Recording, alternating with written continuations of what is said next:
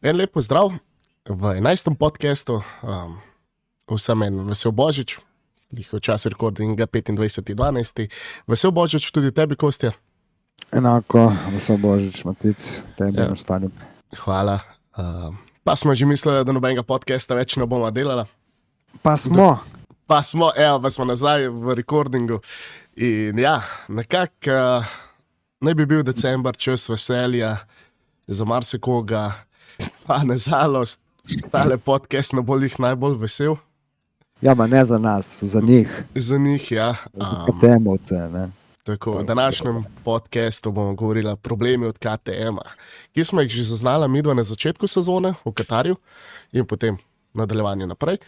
In zdaj prihajajo razne informacije iz strani KTM-a, iz strani menedžerjev. In smo se midva odločila, da zadnji podcast leta bo kar problematika KTM-a in njihovih financ. Ok, Kostja, gremo prvo malo kronološko čez sezono MotoGP 2024, pa dajma tukaj kar KTM zavzeti v Katarju. Binder se je boril za stopničke, potem pa ne Kostja, ne Miller, ne noben od KTM-a do konca sezone ni mogel nek napad na Ducatija narediti.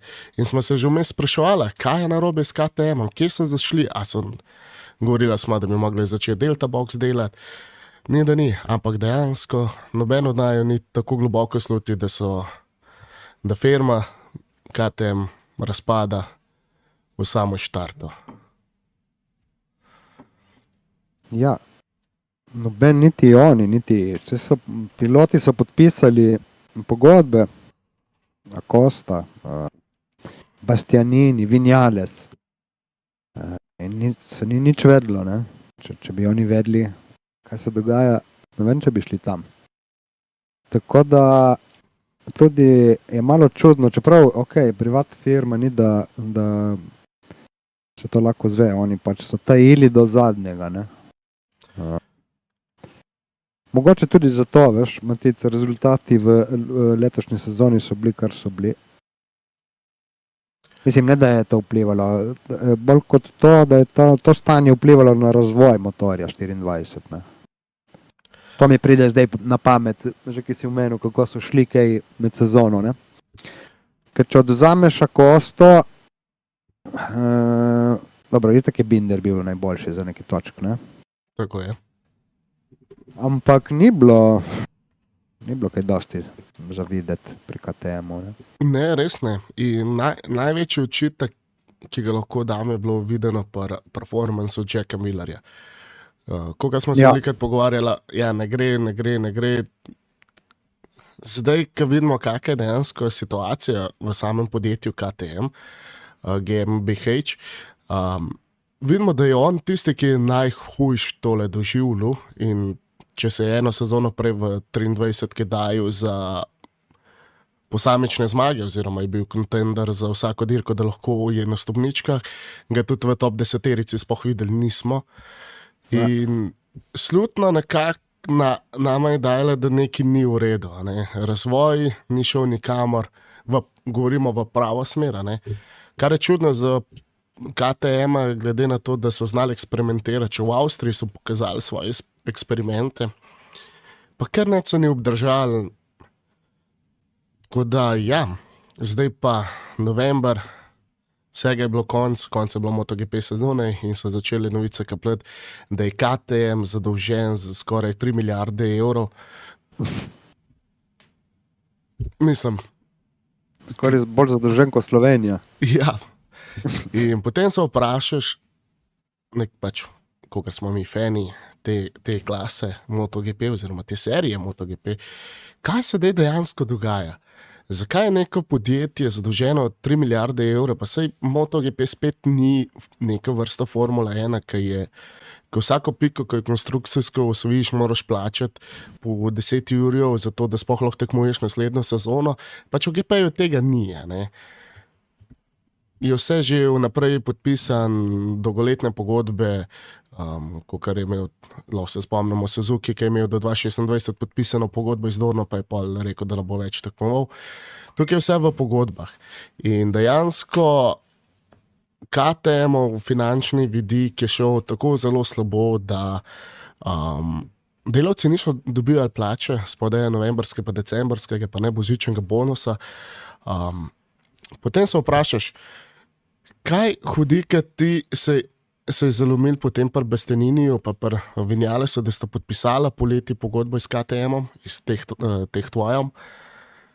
Ja, nič niso vedeli oni, ne? Ja, to so.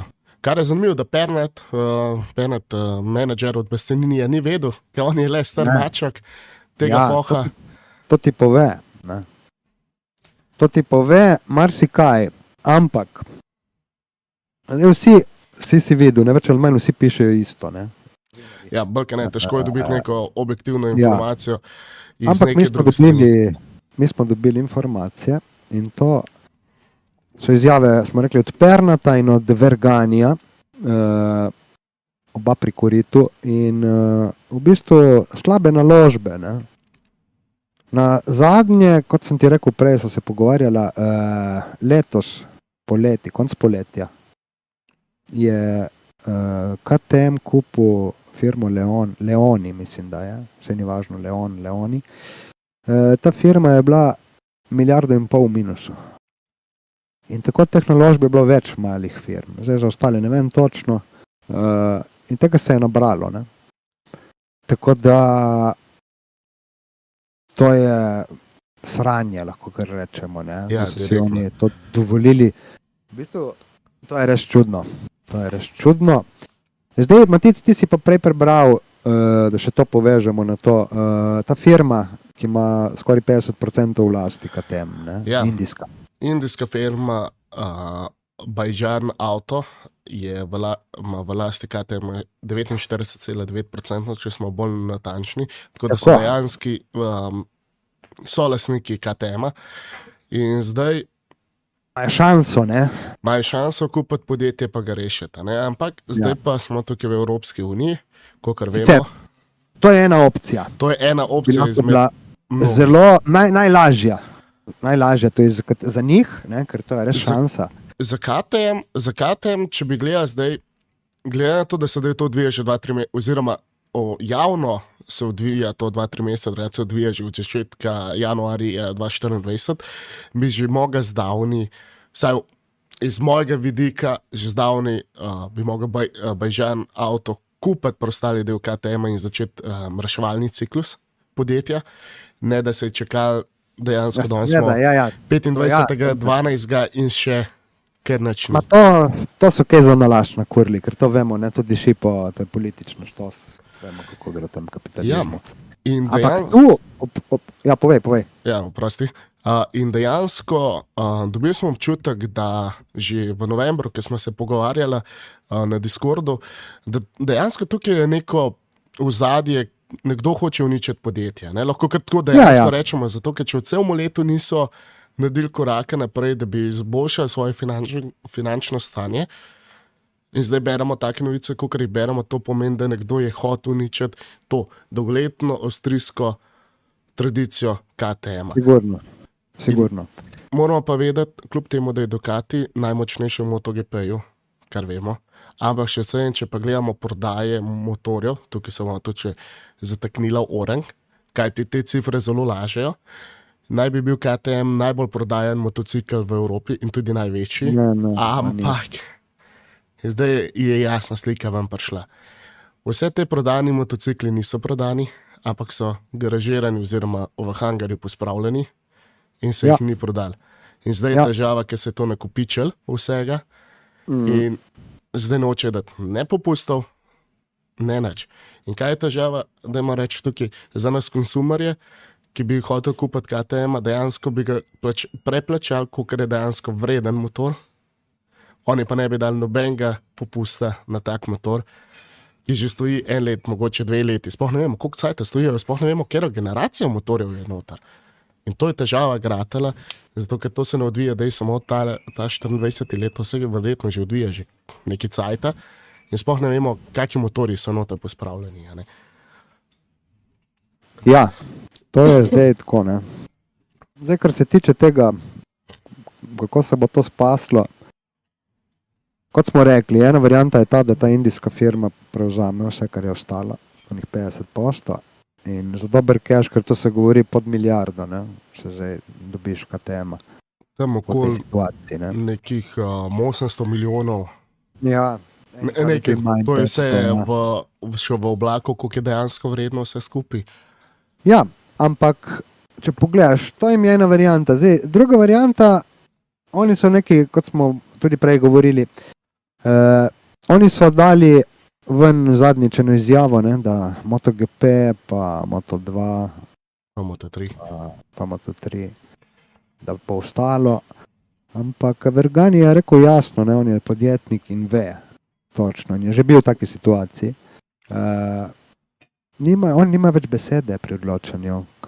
Če bo sodišče reklo, da racing se odreže, tudi če je racing ločeno od KTM-a, ločen sedež, vse ločeno, nima veze, še vedno oni dajo pare in se bo zaprlo. Če sodišče reče tako. Ampak tu pol pride Dorna. Dorna lahko uturi penaltije, ne? KTM. Ja, tako je. Avtomatično bo še težje najdeti investitorja, če bo dubu na hrbet še dodatno breme. Tako da zdaj, to je zdaj res, tu se bojo dogovarjali, tudi sodišče, sigurno, ker ni druge. Ker to je preveč globinsko, ne? Je preveč globinsko. Ja, kratalo je preveč globinsko in prosti, ker sem ti skočil kar v besedo noter. Ne samo to, verjetno se malce kdo od nas ne zaveda, pa da ima kar to izpostaviti, kaj pomeni, če se sodišče odloči, da KTM Racinga ni več, da se jutri odločijo, ni ga več. Ni ga več. To pomeni 16 ekip v Moto3 izgubi avtomatično motorje za naslednjo sezono. V Moto2 izgubijo, meni se zdi, da 4 ali celo 6 ekip motorjev in to, kar naenkrat imamo veliko brezposelnost ekip in dirkačev. Dobro, dirkač gre lahko še vseeno v drugo serijo tekmot, ne vem, Superbike, Moto Amerika, Moto Azija, karkoli, ampak te ljudje, ki so pa v pedeku, ki šlihtajo, da moramo reči, tehnični kader, oni bojo najtežji bili zaposljivi. Ja, potle je problem še javno mnenje. Ne? Ja, javno mnenje. Če se to vse nekako pokrpa, oni dobijo plače, delavci neki dobijo, država bo tudi dala, ampak sigurno ne bojo dobili vse. In kako bo to izpadlo, da pol KTM vozi v MotoGP, pa Moto2, Moto3 in plačuje milijone voznike, pilote svoje in nima za delavce, ne? Pol je opcija, da ne bi več dirkali pod imenom KTM, ne? Ampak recimo lahko je pod Red Bull komot. Ne? Ja, to smo prej tudi zvezali, če bi Matešič še bil, ne? Bi zdaj Red Bull sigurno kupil KTM Racing in zadeva bi bila zaključena. Ne? No in lepo je, da si še Red Bull omenil, zato ker Red Bull pa je glavni sponzor KTM-u. Pač poznamo KTM kot Red Bull Racing KTM-a. In zdaj je tukaj še eno veliko vprašanje. Ne? Kot vsi, ki spremljamo ta šport že kar desetletja, vemo, ko Red Bull zavoha dobro naložbo govorimo v dirkaškem svetu, in to je dober primer Jaguara F1, ki so ga kupili za €1 Red Bull in le kje so zdaj. 8 svetovnih prvakov imajo pod svojim imenom. Max Verstappen, Sebastian Vettel in marsikateri dobri dirkači so pri njimi rastli. In zdaj kar naenkrat smo v tej fazi, ki lahko začnemo razmišljati, da če se sodišče odloči, da KTM je preslabo podjetje za Avstrijo, da se Racing Division ukine, da skoči noter Red Bull in reče, mi bomo to kupili, Racing Division, in bomo tekmovali kot Red Bull Racing še naprej, pod istim okvirjem, pod istim, saj ne bo več KTM-a. In to se zna zgoditi, ampak še ne vemo, v kateri smer gre to, zato ker ti sodišče zdaj odloča, oziroma verjetno bomo enkrat po novem letu to vse skupaj izvedeli, kaj se bo dogajalo. In seveda izjava Kaj mi je najbolj žalostno, izjava dveh glavnih karakterjev v KTM-u, oziroma malo več izjav je bilo. Tale, kaj je že, no, se sem imel. CEO Pierre Mobility, Stefan Pierre, je rekel, da to je njegovo življenjsko delo in da bo rešil vse, kar se da pri KTM-u.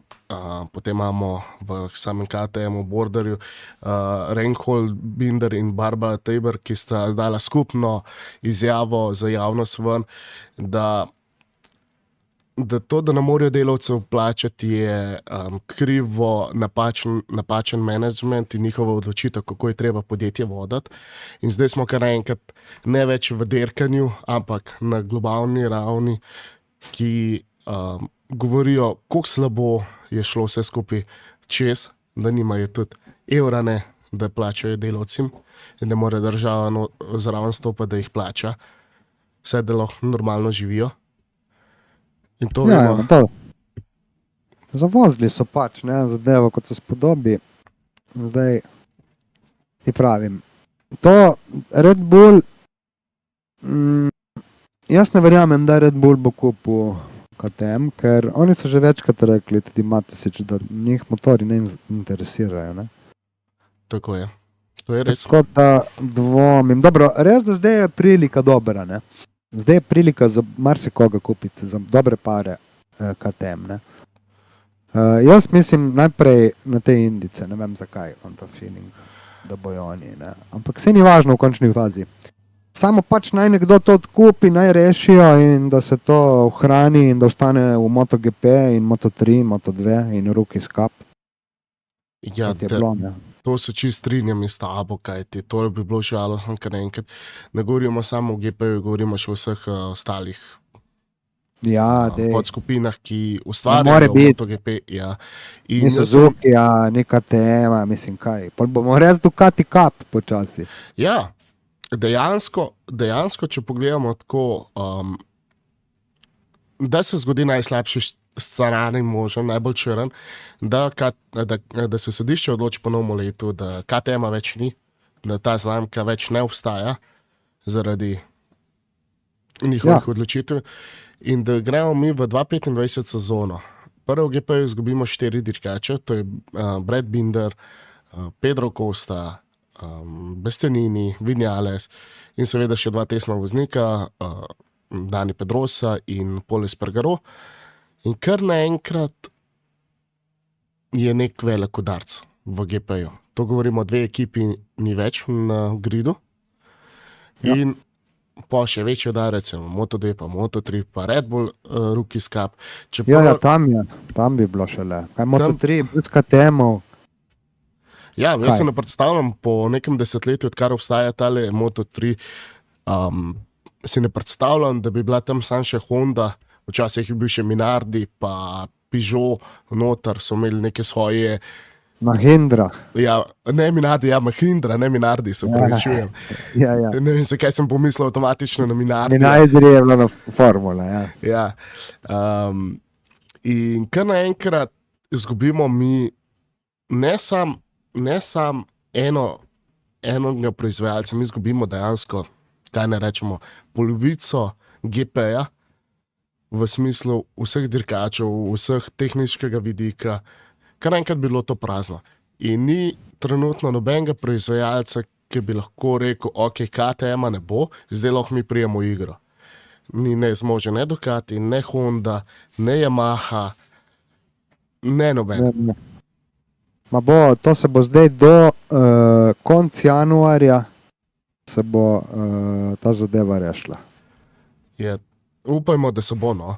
Kajti, Ja, tako pravijo tudi ostali, ker se mora rešiti, ker je treba... Sicer pa glej, še nekaj sem se spomnil, sem ti pozabil povedati. Pernat je govoril, se pravi, to je en teden nazaj, cirka, z Ponšaralom po telefonu. In Ponšaral je rekel, lej, mi imamo kamione že pobarvane. Ne? Hoteli so plačani že za celo leto vnaprej. Ne? Tam, ker bojo delali teste, se plačano isto hoteli. Skratka, budžet za naslednjo sezono je že, vse so že, oni so že, to vse gre kot da ni bilo nič. Tego. Ampak, spet kot je rekel Vergani, to ne pomeni nič. Ker to, ne, po drugi strani, ne, kar so oni že vse kupili, pripravili, rezervirali, je njihov problem. Ker to se je zgodilo, zakaj? Zato, ker KTM ni povedal resnice. Ne? Ja. Ali pa so tako sigurni, da res da bo ne nekdo padlo. rešil. Da bo nekdo to Da bo rešil. nekdo, in to smrdi pa po onem, kar si ti prej govoril, ne, da to je speljano malo politično za mizo, prevzem lastništva, po domače rečeno. Ne. Kar je še najslabše v tem, recimo, da govorimo tukaj o KTM-u, ampak tukaj imamo še določena podjetja, ki spadajo v KTM-ovi lasti, kot je Husqvarna, Ja, MV Augusta delno, ne kompletna MV Augusta, ampak delno. Ne vem, koliko so tam 40% lastnik KTM-a je lastnik MV Auguste. Pa Gas. Že tako je Gas zelo v letošnji sezoni poniknil, zato ker ga drug let več ne bomo videli v MotoGP-ju kot motor, ki je bil isti kot KTM, samo barva Gasa, ampak kar naenkrat ta divizija nekih motorjev, ki so dejali tekmovali v vseh serijah, jih bojo začeli zginjati. Govorimo tukaj Dakar, ki so tekmovali s Husqvarno, Gasom, KTM-om. In po mojem najhujši udarcu je tukaj MV Augusta dala ven, da so zelo razočarani nad KTM-om, zato ker oni so imeli željo v 2027 prijeti noter. Seveda, ker se pravilnik po vse spremeni, so že začeli testirati, da bi prišli v MotoGP noter kot tovarniška ekipa. In zdaj, ker se je začelo to dogajati, ne vidijo prihodnosti, da bi lahko sploh šli v to, kajti MotoGP je le kljub vsemu zelo denarno požarešen. Ni to tako simpel stvar, da bom pa jaz imel motor, da grem pa jaz tekmovati v MotoGP, ne gre to tako. In tudi, če gledamo ta vzpon zdaj MV Auguste, ki je bil na podlagi denarja, ki ga je prejel od KTM-a, ker naenkrat je bilo full motorjev zakupati od MV Augusta, prej pa desetletja nekjer, ki je bila propadla italijanska znamka. In zdaj, komi se poberajo iz nekim denarjem, ki so ga dobili, dober management so si naredili, da grejo porivati v neko stvar in potem taka stvar jim je nek setback so doživeli, ki ne morajo reči, ja, mi še vse jim prihajamo, ne glede na to, kaj se s KTM-om zgodi. Oni so odvisni od KTM-a, odvisna je cela firma, spet določen del ljudi, ki lahko ostane v Italiji brez zaposlitve, zaradi slabe odločitve KTM-a, ki so jih sprejemali. In eden članek sem celo prebral glede tega, da KTM je že v Q1 2024 imel že ogromno izgube denarja in se niso mrdnili. To hudo, da so ta članek dol dal iz interneta, da sem mogel Time Machine uporabiti, zato da sem šel lahko en mesec za nazaj gledati, zato ker so bile res hude konkretne informacije noter. In s tem v Q1 je bil že KTM zadolžen na 1 milijardo bankam in potem v Q2 je bilo 1,5 milijarde in kar naenkrat je še en slab, kot si ti rekel, kupili podjetje, ki je bila že 1,5 milijarde zadolžitve. Evo, to so se nakopali 3 milijarde zadolžitve in so ta članek klik z razlogom dal dol, zato ker je bilo zelo občutljivih informacij noter. Ta novinar je res naredil svoje delo, kakor se zagre. In malo so se igrali preveč, ne, in zdaj so se spekli. Tako da nič, mi bomo videli. Itak bomo spremljali, če ne drugo, Matic, konci januarja, ko pride to ven, bomo naredili še en podcast, da vidimo, kaj se je premaknilo. Kaj se je premaknilo od tega, ja? V upanju, da valjda KTM nekako ustane not, ne. To je treba upati. Ja. Ni pa 100%. Ni pa nič 100%, glede na to, da so svojo primarno tovarno KTM zaprli za določen čas. Upamo, da je to nedoločen čas, ker naenkrat 700 ljudi brezposelnih v Avstriji, kar tudi ni najbolj fajn. Oziroma, ne, da so zdaj ne brezposelni, ampak so na čakanju.